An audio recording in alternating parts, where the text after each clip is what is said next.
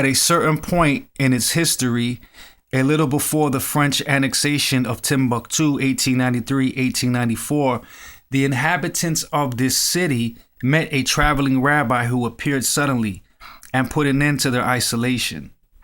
He also reintroduced the myth of the forgotten Jews. The mythic past of the Dagatun sustained the collective memory of Jewish legends of the south of the Maghreb and the search for kinship with ancestral Jewish traditions. This coincided with the introduction or reintroduction of Jewish practices in Timbuktu observed by Mordachi and his companions between 1860 and 1868. Their presence inducing a renewal of ties with the rest of the diaspora. Similarly, in the 19th century, the tiny caste of Bnei Israel of West India built up a legend around David Rahabi, a Jewish Paradesi traveling trader from Cochin, who was aware of the presence of the Cont community, but who never visited it. The Bnei Israel collective memory, however, remembered his name and associated him with the reintroduction of some forgotten practices and the reorganization of their religious and community life. For this community, the reestablishment of a Jewish identity is well underway. Nowadays, instead of maintaining Jewish affiliation in secret among elders, Malian Jewish families are openly known by all the members of the community. Richard Gold, who worked for the U.S. Agency for International Development in Bamako from 1993 to 1997, has followed the process undertaken by the Sakor and brought the Malian Jewish community to the attention of Americans, partly through the internet. The listserv of Kalanu has carried Gold's messages and increased the importance of links forged with other Jewish communities outside Mali. Nowadays, there are more than 60 listings for Jews of Timbuktu on the internet.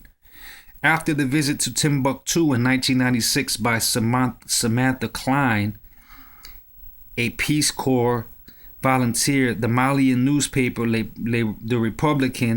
Republicain, whatever, recorded this first contact between American Jews and Malians, writing, "Everybody here knows that they are their long-standing relatives and that they all descend from the 12 tribes of Israel. Since its creation, Zakor has been able to carry out a number of health-related and educational activities. Immediate projects requiring Western assistance include ethnographic and historic research on the Jews of Timbuktu.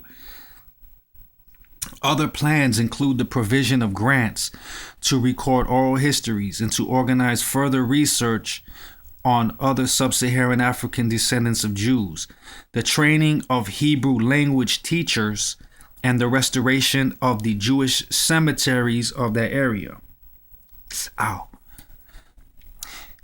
Members of Zakor seem increasingly conscious of their uniqueness and take pride in their Jewish heritage. Hadara revealed the existence in Timbuktu, on the other bank of the river, of a cemetery dedicated to the Tuati Jews and their descendants. The Tuati's cemetery. Thus, Hadara revealed the existence in Timbuktu, on the other bank of the river, of a cemetery dedicated to the Tuati Jews and their descendants, the Tuati's cemetery. Thus, the members of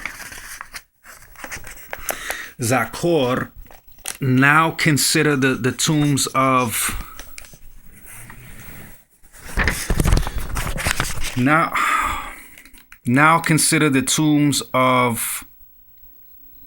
Mardochi's family in the sand near Timbuktu as a part of the Jewish patrimony, thus appropriating all Jewish traces in the vicinity of Timbuktu.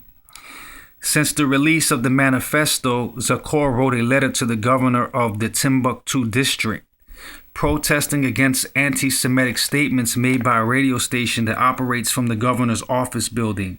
The letter reads, on the 15th and 19th of August 1996, a program referred to the Jews of Aliudao how considered as lost and cursed. You cannot ignore that in the region of Timbuktu live about 1,000 Malian Jews, who furthermore are Muslim like yourself. Your programs are thus a moral persecution of a component of the population of the Republic of Mali. Mali is constitutionally lay, that is, multi-denominational, multiracial. We have the right to assume our ancestry and cultural heritage, which is, in part, this Judaism you disparage.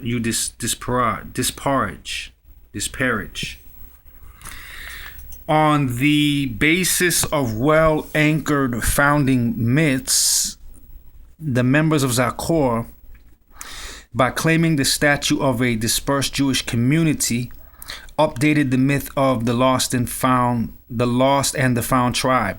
The examination of their myth of origins reveals the way in which they are redefining their self-image.